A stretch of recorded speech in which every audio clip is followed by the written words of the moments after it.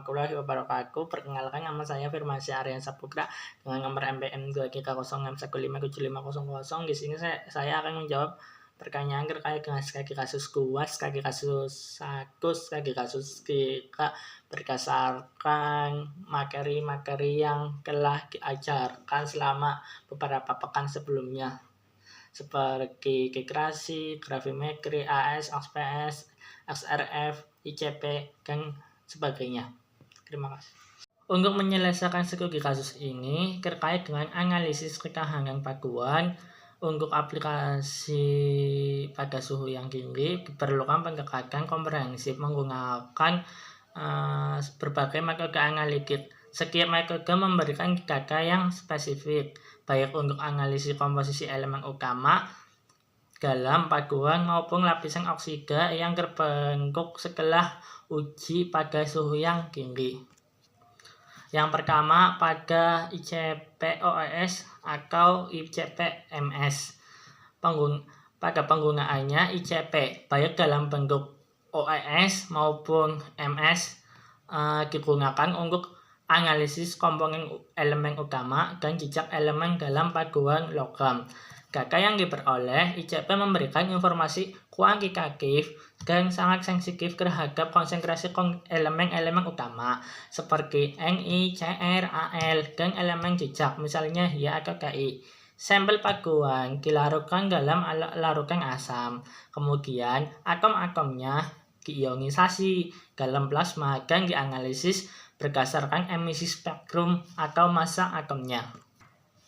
Metode ini sangat tepat untuk menganalisis komposisi paduan secara mendalam, termasuk elemen jejak yang berpengaruh pada ketahanan oksidasi dan stabilitas thermal paduan pada suhu tinggi. ICP dapat digunakan untuk menganalisis lapisan oksida jika lapisan ini dikerok, dilarutkan, dan kemudian dianalisis. Namun, metode ini lebih cocok untuk analisis material bulk. Kemudian yang kedua, XRF.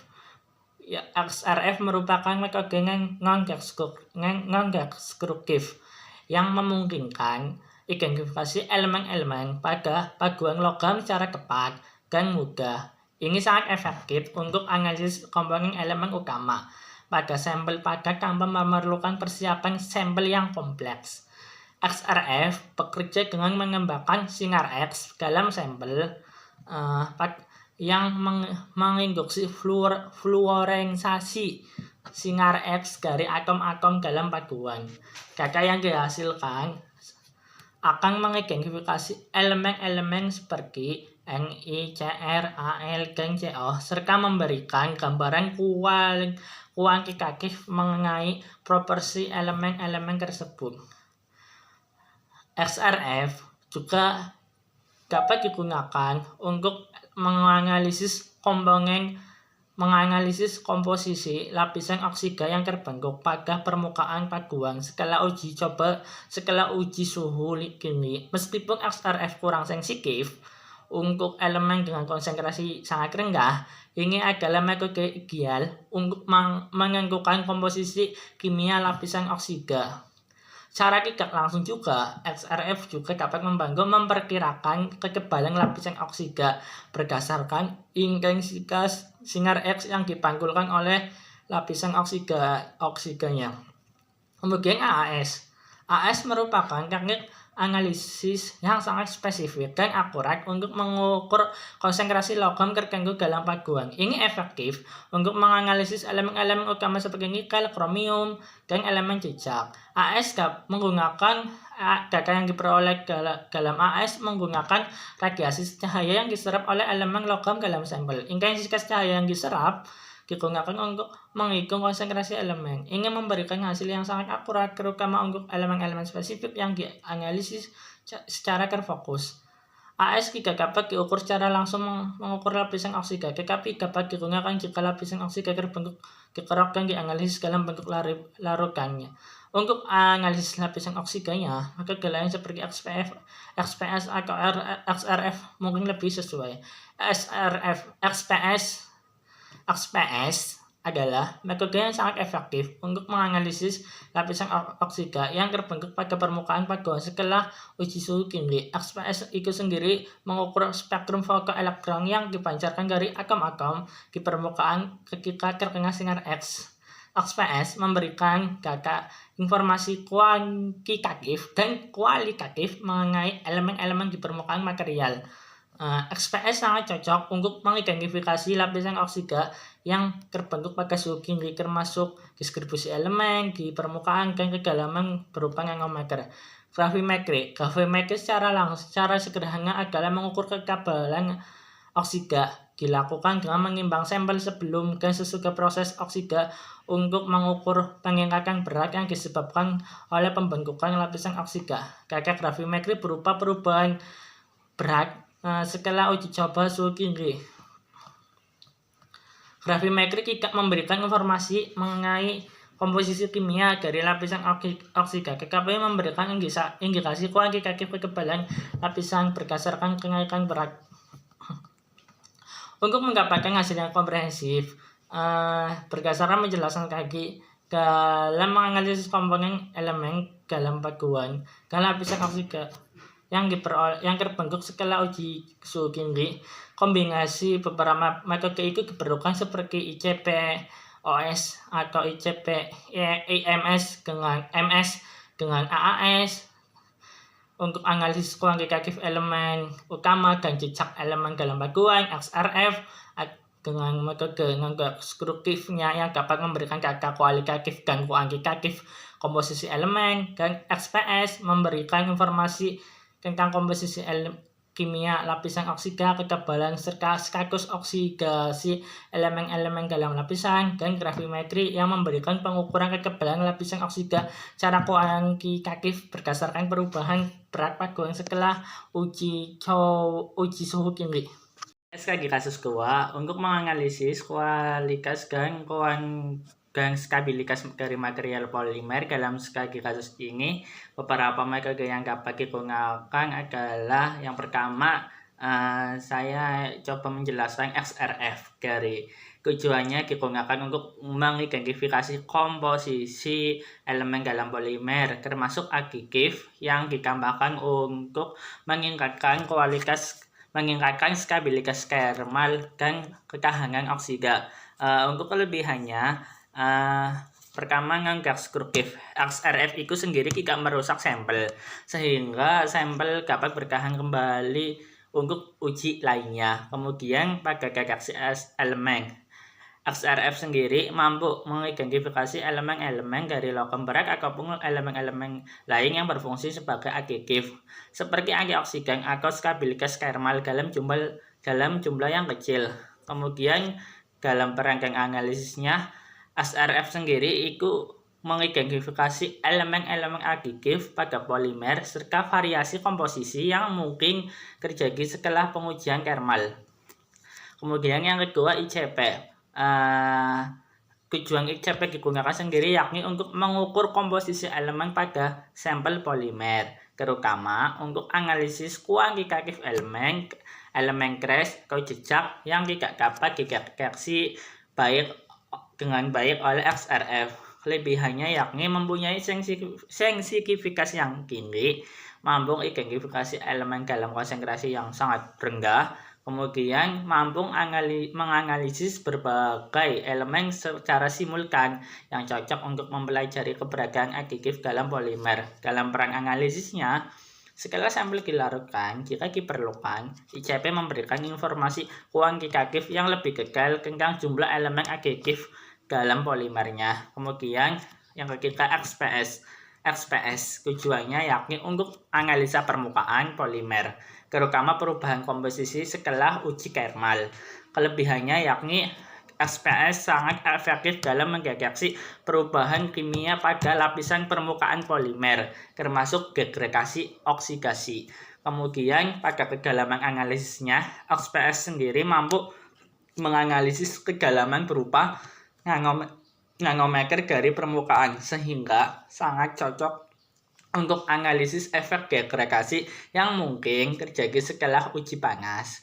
Kemudian dalam perang analisisnya, XPS itu sendiri mengidentifikasi perubahan komposisi permukaan polimer setelah pengujian thermal untuk mendeteksi degradasi elemen dan degradasi thermal. Kemudian pada metode gravimetri, tujuan dari gravimetri sendiri untuk mengukur perubahan berat polimer akibat proses degradasi selama uji panas. Kelebihannya yakni pengukuran cara langsung, sederhana dan tidak ribet. Kemudian dalam perang analisisnya memberikan informasi tentang stabilitas thermal polimer, terutama jika terjadi penurunan berat akibat pemanasan. Jika memungkinkan terkait dengan volatilitas aditif atau degradasi material. Kemudian titrasi. Dalam titrasi itu sendiri mungkin untuk mengukur kandungan antioksidan atau stabilisator yang hilang setelah proses pemanasan. Kelebihannya yakni metode yang sederhana dan tidak ribet. Dalam analisisnya mengukur terjadi pengurangan jumlah stabilisator atau aditif skala uji thermal. Yang kemudian terakhir AAS. Tujuan AAS bisa digunakan untuk analisis elemen logam dalam sampel polimer, termasuk jika aditif tersebut mengandung elemen logam seperti Zn, Fe, Cu yang digunakan sebagai stabilisator. Kelebihannya mampu mengidentifikasi, mengukur konsentrasi elemen logam secara akurat. Kemudian dalam perang analisisnya mengukur konsentrasi logam yang memungkinkan berperan secara aditif, stabilisator thermal atau antioksidan. Nah, untuk mendapatkan hasil yang lebih komprehensif dalam analisis kasus ini, kombinasi beberapa metode itu sendiri itu diperlukan. Yang pertama dengan XRF atau ICP untuk identifikasi dan analisis kuantitatif elemen-elemen aditif dalam polimer sebelum dan setelah pengujian thermal. Kemudian yang kedua XPS untuk analisis degradasi permukaan, terutama terkait dengan degradasi thermal dan oksidasi pada permukaan polimer. Kemudian gravimetri untuk memantau kehilangan berat, kemudian titrasi jika kehilangan kandungan stabilisator.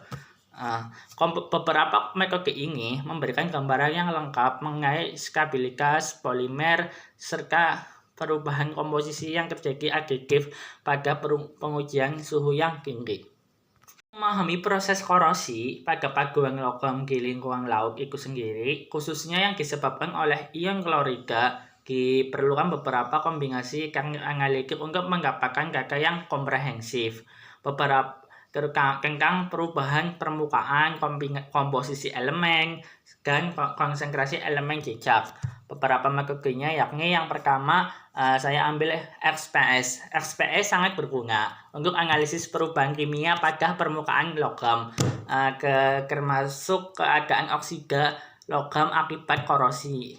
Kelebihannya, SPS dapat memberikan informasi yang sangat mendetail terkait dengan keadaan oksidasi pada permukaan paduan logam setelah proses korosi. Misalnya, perubahan dari Fe0 menjadi Fe3. Kemudian terhadap sensitivitasnya mampu memberikan data pada kedalaman beberapa nanometer dari permukaan yang cocok untuk karakterisasi awal pada korosi. Kemudian SPS akan digunakan untuk mendeteksi perubahan kimia pada permukaan logam dan mengidentifikasi produk korosi seperti oksida logam yang terbentuk akibat reaksi dengan ion klorida. Ini penting untuk memahami mekanisme korosi pada permukaan lapisan terluar.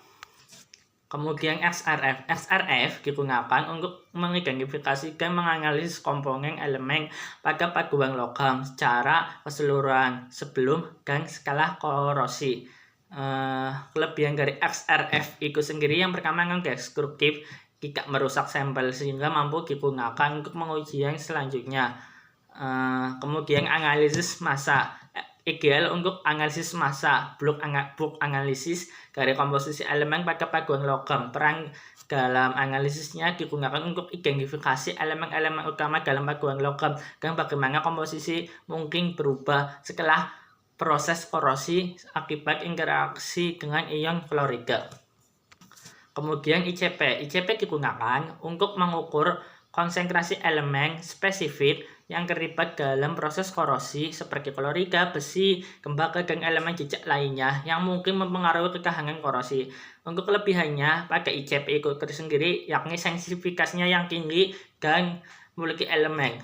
Dalam peran analisisnya, ICP digunakan untuk analisis kuantitatif pada elemen-elemen jejak dalam paduan, baik sebelum maupun setelah proses korosi. Misalnya mengetahui banyaknya ion mengetahui banyaknya ion klorida yang berperan dalam korosi pada paduan logam. Kemudian selanjutnya yakni AAS.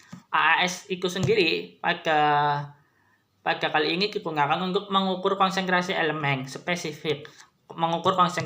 yang spesifik, terutama logam seperti besi dan tembaga yang terlibat dalam proses korosi. Untuk kelebihannya, AAS dapat memberikan hasil yang sangat akurat untuk konsentrasi elemen logam tertentu. Kemudian AAS sangat efektif dalam analisa logam seperti Fe dan Co yang penting untuk karakterisasi korosi. Kemudian peran dalam analisisnya, AAS digunakan untuk mengukur konsentrasi spesifik logam yang berperan dalam korosi.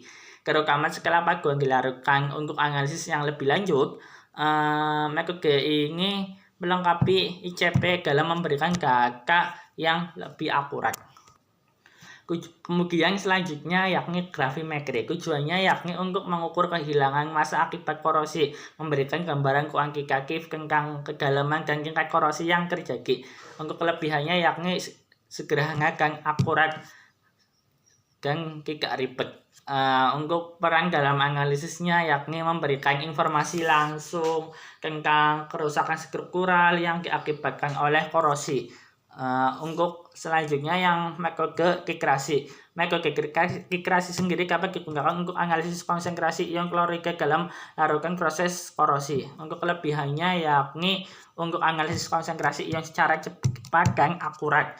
Peran titrasi digunakan untuk mengukur jumlah ion klorida dalam larutan setelah korosi, membantu mengidentifikasi peran ion dalam mempercepat proses korosi pada paduan logam itu sendiri. Nah, untuk analisis korosi pada paduan logam itu sendiri, kombinasi metode akan memberikan data yang lebih komprehensif. Yang pertama XPS dan XRF. XPS untuk analisis permukaan logam, sedangkan XRF digunakan untuk analisis massa dari paduan sebelum dan setelah korosi. Kemudian yang kedua, kombinasi ICP dan AAS. Untuk ICP sendiri untuk menganalisis elemen keras seperti klorida dan logam dalam paduan. Kemudian AAS digunakan untuk analisis elemen yang spesifik yang mungkin terlibat dalam korosi. Kemudian gravimetri dan titrasi. Gravimetri untuk mengukur tingkat korosi secara kuantitatif, kemudian titrasi untuk mengukur konsentrasi ion kloridanya. Keunggulan dari kombinasi metodenya yakni yang pertama itu non-destruktif, terutama pada pengujian XRF dan XPS yang teknik yang tidak merusak sampel sehingga memungkinkan untuk pengujian berulang pada sampel yang sama. Kemudian sensitivitas yang tinggi pada pengujian ICP dan AAS dan komprehensif karena beberapa kombinasi metode ini akan memberikan gambaran lengkap mengenai proses korosi.